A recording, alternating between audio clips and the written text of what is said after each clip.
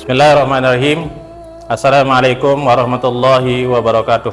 Bertemu lagi dengan saya Muhammad Asriwandi, mahasiswa PPG dalam jabatan angkatan pertama tahun 2023 yang tergabung pada LPTK Kiai Ahmad Siddiq Jember. Pada kesempatan ini saya akan mempraktikkan rencana pembelajaran bab 2 dengan materi sifat-sifat wajib bagi Allah SWT. Selamat menyaksikan. Bismillahirrahmanirrahim. Assalamualaikum warahmatullahi wabarakatuh.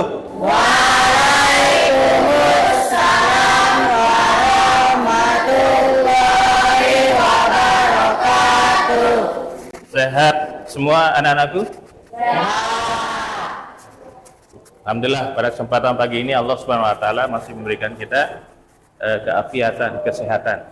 Alhamdulillah tidak ada yang dalam keadaan sakit. Semuanya bisa hadir dalam keadaan cerah ceria. Semangat untuk belajar? Semangat. Semangat untuk belajar? Semangat. Kita ulang yel kita. Semangat pagi. Pagi, pagi, pagi, luar biasa. Allahu Akbar. Alhamdulillah. Nah, sebelum kita mulai pembelajaran, sebelumnya Pak Guru akan absen. Yang pertama, Rado Purnomo. Hadir.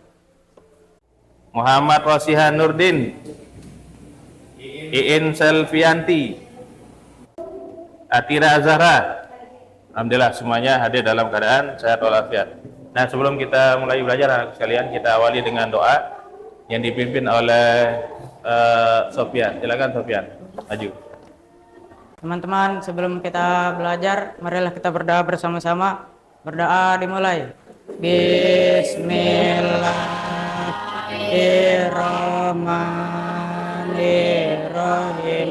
Allahumma inna nas'aluka bika an tusalli wa tusallim ala sayyidina Muhammadin la ilaha illa anta.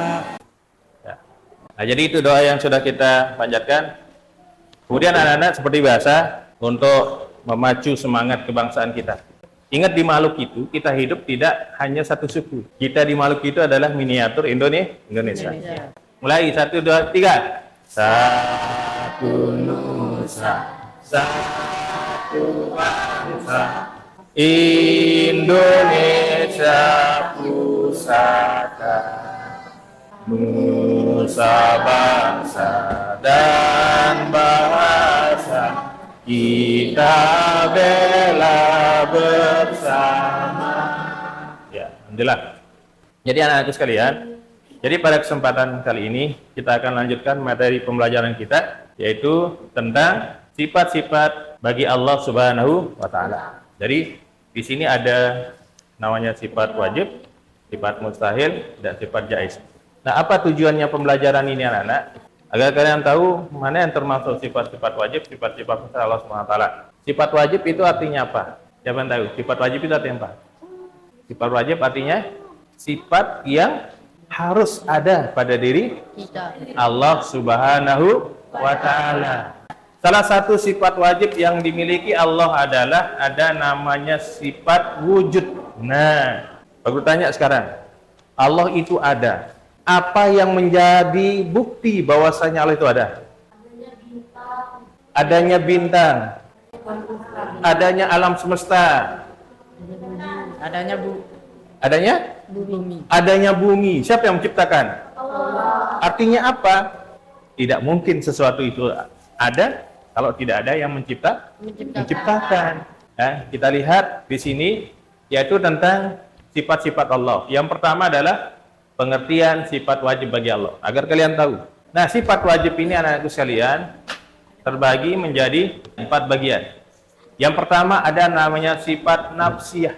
Yang disebut dengan sifat nafsiyah itu adalah untuk menegaskan adanya Allah Subhanahu wa taala, di mana Allah Subhanahu wa taala yang menjadikan tidak ada tanpa adanya sifat tersebut. Jadi tidak ada sesuatu ini kalau tidak Allah memiliki sifat nafsiyah. Kenapa?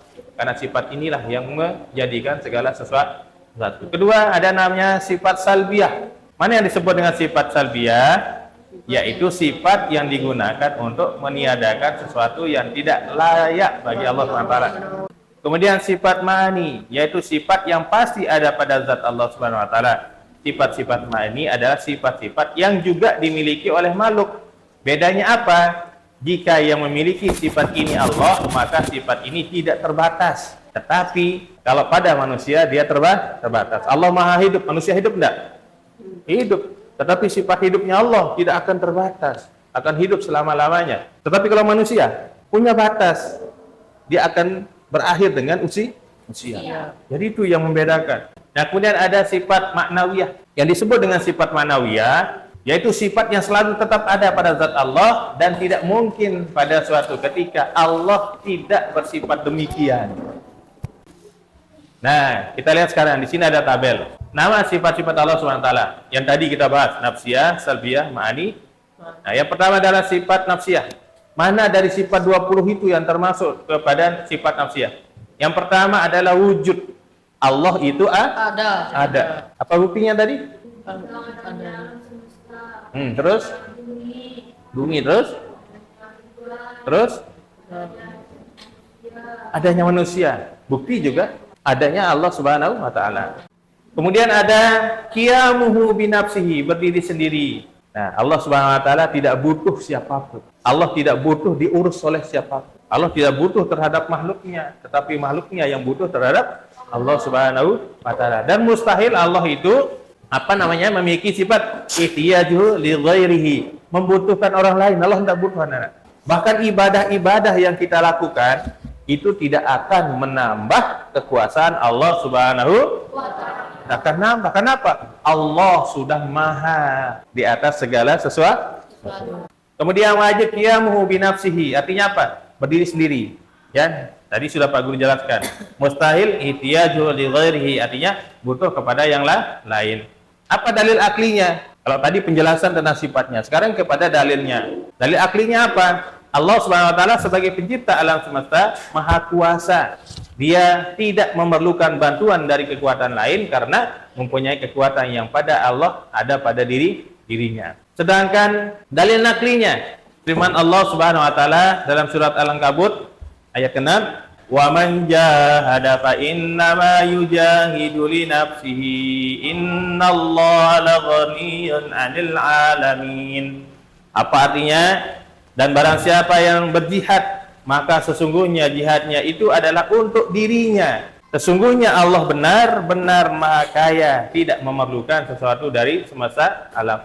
Jadinya kalau kita berbuat anak-anak, itu tidak butuh Allah itu dengan perbuatan kita. Kalau ada mengatakannya dirinya berjihad, bukan Allah yang butuh berjihad, tetapi hasil jihadnya itu kembali kepada diri kita. Yang terakhir adalah wahdaniyah, esa. Artinya apa? Allah adalah Maha Esa.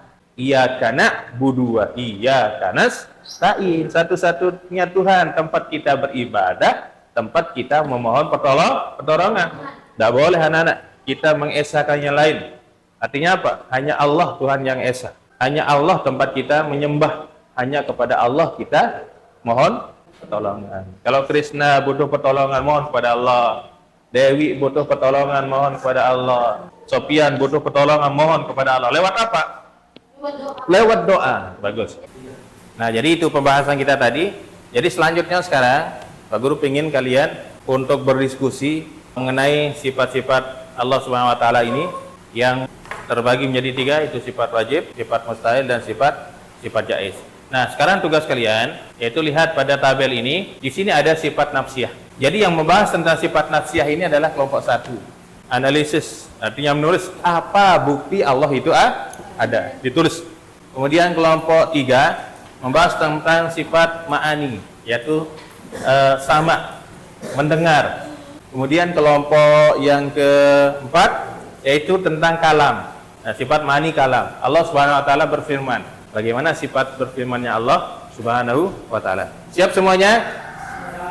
Tepuk 1. Tepuk 1. Tepuk 1. Tepuk 2. Oke, kita lanjutkan.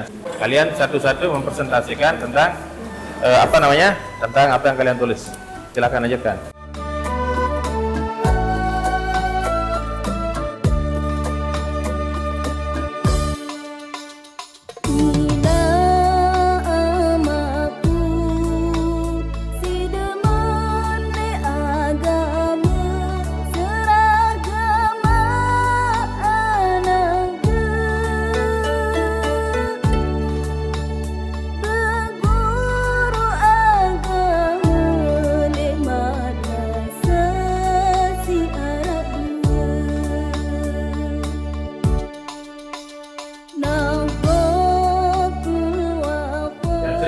selesai diskusinya semua?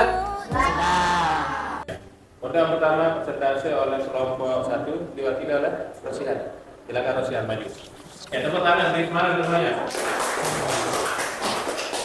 Saya akan menjelaskan sifat wajib.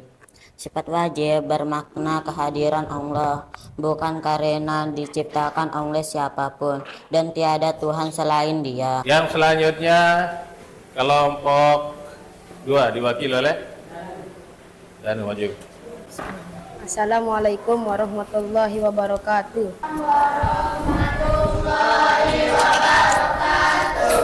Kali ini saya akan wujudkan bukti Allah yang Maha Esa. Bukti yang mewujudkan bahwa Allah Maha Esa adalah firman Allah dalam surah Al-Ikhlas ayat ke-1. Dalam ayat tersebut dijelaskan bahwa Allah Maha Esa. Lafaz-lafaz dari ayat ke-1 Al-Ikhlas, Qul huwallahu ahad. Terjemahan dari lafaz-lafaz tersebut adalah katakanlah Muhammad, ya, dialah Allah yang Maha Esa. Terima kasih. Assalamualaikum warahmatullahi wabarakatuh. Ya, waalaikumsalam warahmatullahi wabarakatuh. Tangan. Ya, anak-anakku sekalian, demikian tadi persentase dari hasil diskusi kalian. Jadi dari materi-materi yang tadi, baik yang Pak Guru jelaskan, kemudian dari hasil diskusi kalian bisa mendapatkan kesimpulan bagaimana sifat-sifat wajib Allah Subhanahu wa taala, mana yang termasuk sifat-sifat mustahil dan sifat jaiz. Nah, untuk berikutnya nanti ada 5 sifat yang tadi sudah kita bahas. Nanti selanjutnya akan kita bahas di pertemuan berikutnya. Jadi kesimpulannya anak-anakku sekalian, apa yang bisa kita ambil dari mempelajari sifat-sifat ini? Apa kita bisa ambil pelajaran? Apa yang bisa kita ambil? Untuk kita jalankan. Apa lagi? Siapa bisa jawab? Setelah mempelajari sifat-sifat Allah ini, apa yang bisa kalian dapatkan? Pengetahuan apa? Tentang keesaan dan ya. Jadi setelah mempelajari tentang sifat-sifat Allah ini, maka tidak lain dan tidak bukan, ini akan menjadikan kita lebih beriman kepada Allah. Kemudian bagaimana posisi kita selaku makhluk Allah Subhanahu wa taala.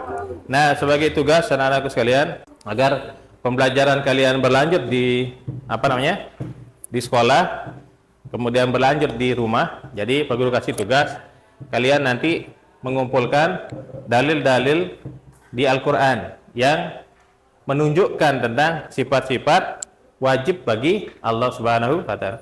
Nah, demikian anak-anakku kalian, pertemuan kita pada pembelajaran kali ini, mudah-mudahan semua yang kita pelajari bernilai ibadah, kemudian memberikan pengetahuan dan menguatkan keimanan kita kepada Allah Subhanahu wa taala. Nah, Pak Guru akhiri dengan sama-sama kita membaca surat Al-Fatihah. A'udzubillahi minasyaitonirrajim. Bismillahirrahmanirrahim. Alhamdulillahi rabbil alamin.